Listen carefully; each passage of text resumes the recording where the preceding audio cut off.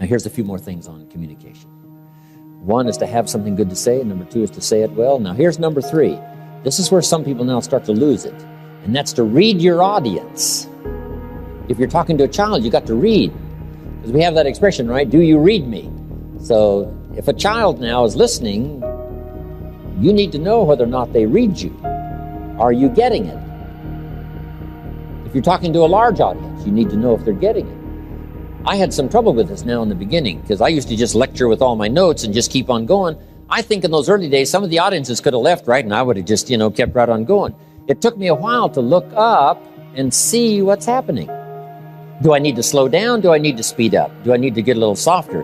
Should I save that for some other time? Is this a little too strong for now? You get that by reading your audience, what's happening. I remember the first time I spoke to 10,000. Zig Ziglar was along. Zig Ziglar and Paul Harvey and Dr. Norman Vincent Peale. This was a long time ago, back in those early days. And I think we were in Kansas City, 10,000. I'd never spoken to 10,000 people before in my life. Wow. Zig said to me, Jim Rohn, you better be good, and you better watch what's happening, because when 10,000 people turn on you, you're in trouble. I thought, whoa.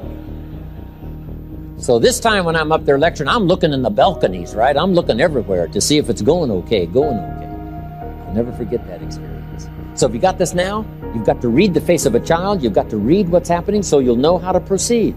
So now let me give you 3 ways to read. Here's the first one. You read what you see. Pick up the signals you can see.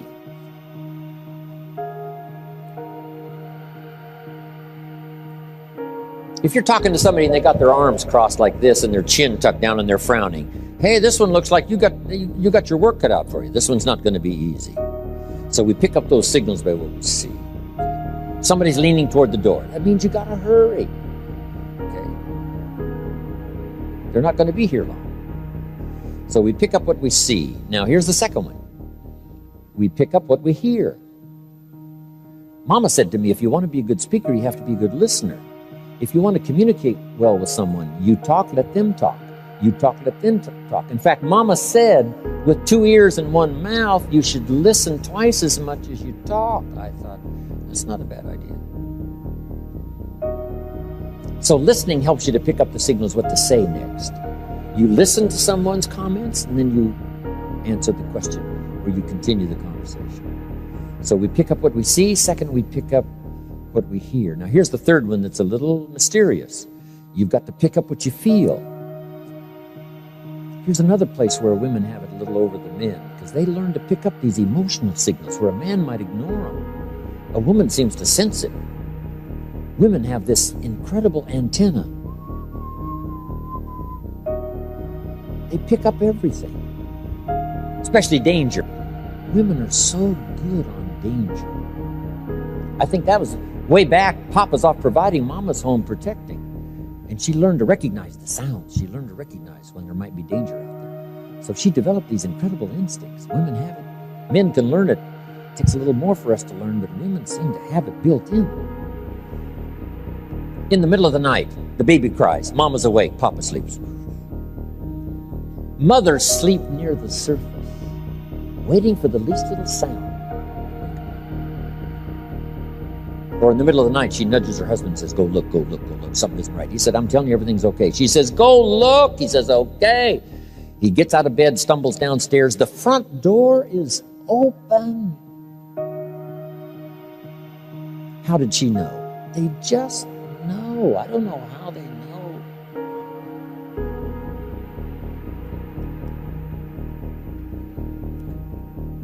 Interesting analogy in the Bible. Here's what it said. There are shepherds and there are sheep and there are wolves. Pretty standard, right?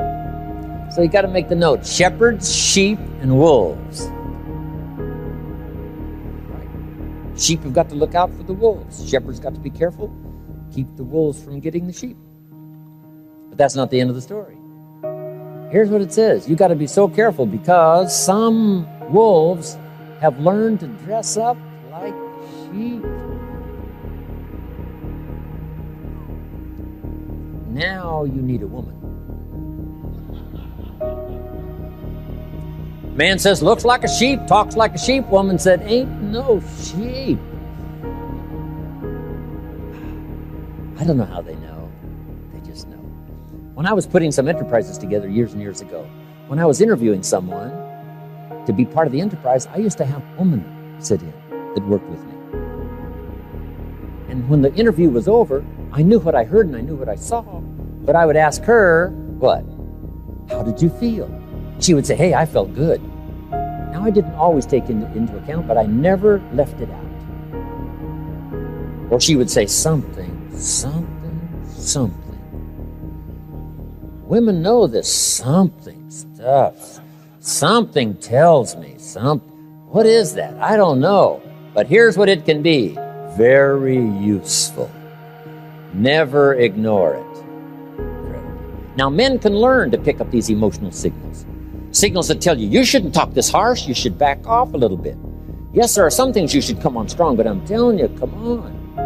This is part of what we all can learn. Pick up the emotional signals. So number 1, have something good to say. Number 2, say it well. Number 3, learn to read your audience. Now here's number 4. The 4th key to good communication is intensity. The power of your emotion. Because there's certainly a difference in intellect and emotion, but here's the key: they must work together. The intellect, the language, and the emotion. Now the question always comes, and some of this you have to decide, in sort of a split second, how much emotion. So jot this down: enough emotion to fit the occasion. Enough emotion to fit the occasion. Or enough emotion to fit the point. You don't need a major explosion for a minor point. Some kids have an honest beef by saying you make too big a deal out of a little deal. And this is good for parents to learn. Leave a little deal as a little deal. Don't make a big deal out of a little deal, because that's too confusing. Now, if it is a big deal, you make it a big deal. But if it's a little deal, right, that's too much emotion. That's too much sometimes to handle, making such a big deal out of a little deal. So this emotional content now in what you say is very important, because the emotion is so powerful. In fact, it's the emotion that drives the language that speaks to the heart and the mind and the soul. It's the emotion that drives the language to speak to the heart. It said on the day the Christian church was started, a magnificent sermon was preached to a multitude, huge crowd of people. And it said some that heard this fabulous presentation were smitten. They were hit by the message. They were hit by the words. It got them like a sword. Can words be that powerful that it smites, grabs your consciousness and shakes it up, drives it to your heart? You say, whoa! Yes. But the key is you have to use it wisely. Not overuse, proper use. Words are like a little straight pin. Guy buys a shirt, right? It's got all these little pins, so you take these pins out. What if I took one of those little straight pins and I threw it at you? And that little straight pin hit you in the face or hit you in the arm. You'd feel it. But what if I took that little straight pin and wired it to the end of an iron bar about this long and let you have it? See, I could drive the pin through your heart. So make the note now. The pin is the words, the iron bar is the emotions. Talk about effective. If you learn not to just use your language, but if you learn to use your emotions, your effectiveness will multiply by 2, by 3, by 5, by 10. And emotion makes all the difference in the world in the word.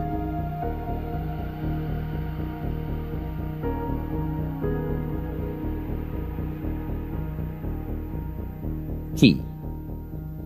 Measured emotions with well-selected words.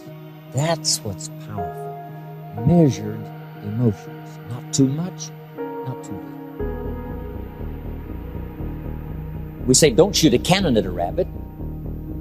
That's too much firepower. It's effective, but you got no more rabbit. One of my speaker friends said, you should have been there the other day. I blew them all away. I said, oh no, where are they now? You blew them all away. That's not necessary. Now, too little emotion, when an actor on the stage or in the movies, they have to this, a good script with properly measured emotion. Not too much to look ridiculous for the point or for the occasion, and not too little to lose the effect. You say, wow, this is a pretty good art to learn. It is. And guess how often we're faced with it? Every day. What to say and how much emotion to put into whatever we say. Key. Now next, let's talk now about being effective in what we call tools of last resort. These are highly emotional tools, and if you're skillful, they can be very useful. But you've got to underline the word last. Tools of last resort. When we're dealing with problems and challenges, when we're dealing with opportunity and promise and future, sometimes we have to use these tools of last resort. Not to be used unless there's like no hope left, and this is the only thing left. Old Joe Kennedy taught his son John a key phrase that can be used so many ways. I want you to jot it down and then we'll go through it. Here's what old Joe taught John. If it is not necessary to change, it is necessary not to change. If it is not necessary to change, it's necessary not to change. Now the key is also with these tools of last resort. If it's not necessary to use these tools of last resort, it is necessary not to use these tools of last resort.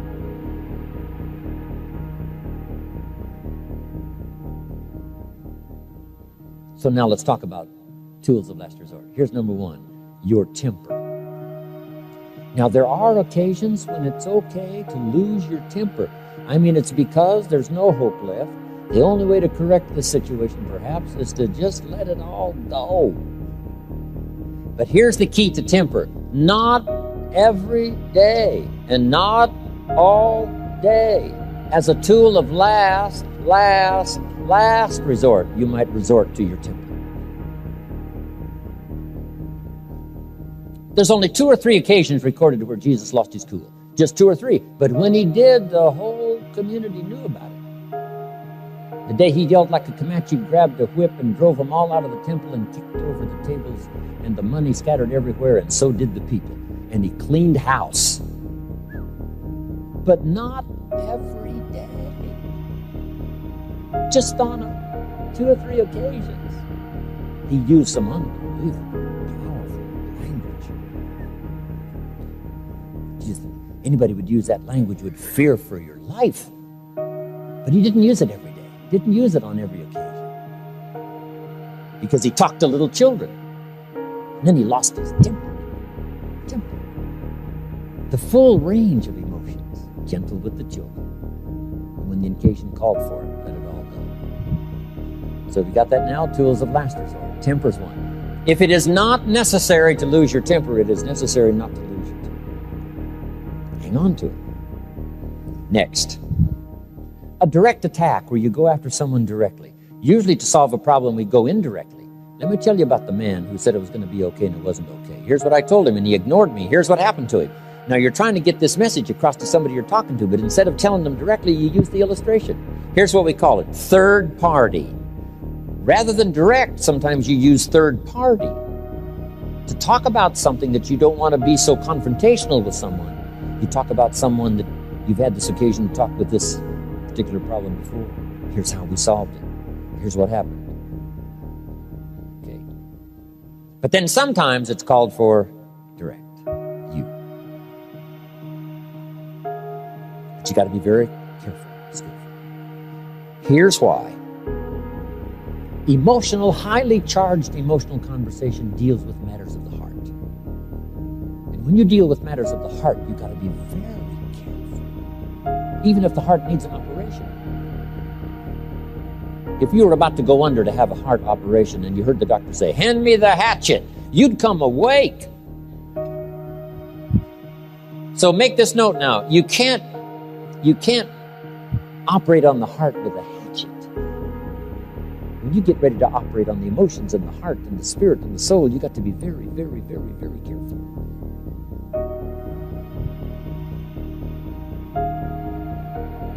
Next, scolding. You got to be very careful of scolding because it is so highly emotionally charged. Especially in public, you got to be very careful. Somebody walks in late and you say, "Where have you been?" See, that's loaded. That is. You wouldn't want to do that unless it had happened so often and there was no other hope to correct the situation, to blurt out something like that. But on the first occasion, no.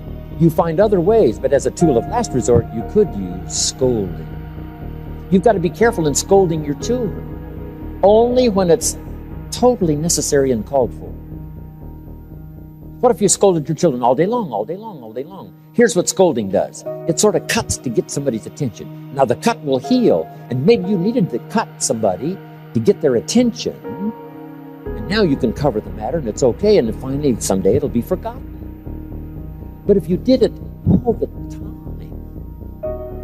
some parents scold their children all day. They cut. And yes, it may heal, but who knows what psychic scars may be left by being slashed every day, cut down every day. So have you underlined it now? Tools of last resort to scold. Some things are too severe. Some language is too severe, causes more harm than good. Some punishments are necessary, but we consider some punishments a little too severe. In some countries, if you steal, they will cut off your hand. And we say, well, that's a bit much. Maybe a little piece of the finger, maybe, but not the whole hand. But it is effective. You say, did you ever steal anything else? He said, you kidding, with one hand? I mean, my stealing days are over. But now remember now, jot this down now. Severity only when it's called for. Severity only when it's called for. Not to be used recklessly because you've got the ability to talk and use it. To save it, to save it, to save it. If mama screams all day, see, it finally loses its effectiveness. Kids learn to just tolerate it. Someone comes to visit and they say, don't mind mama, she's just a screamer. That's right, she just screams all day long. See, now it's lost its effectiveness.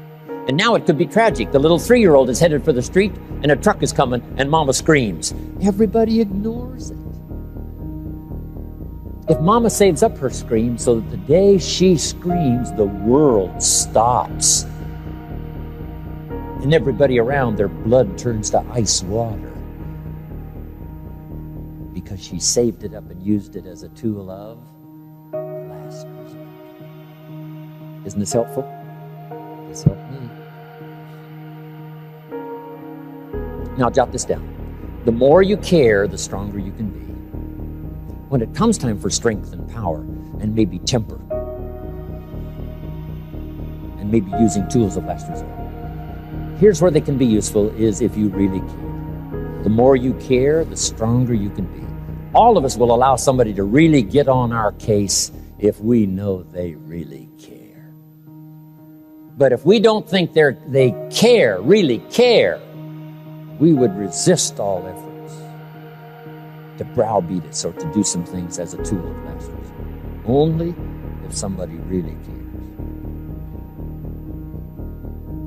I don't mind a minister consigning my soul to hellfire for my sinful ways. I don't mind that. As long as he does it with tears and not with joy. Wouldn't we all resist a dry-eyed sermon on hellfire? You can't preach hellfire for human beings unless you sob and the tears flow.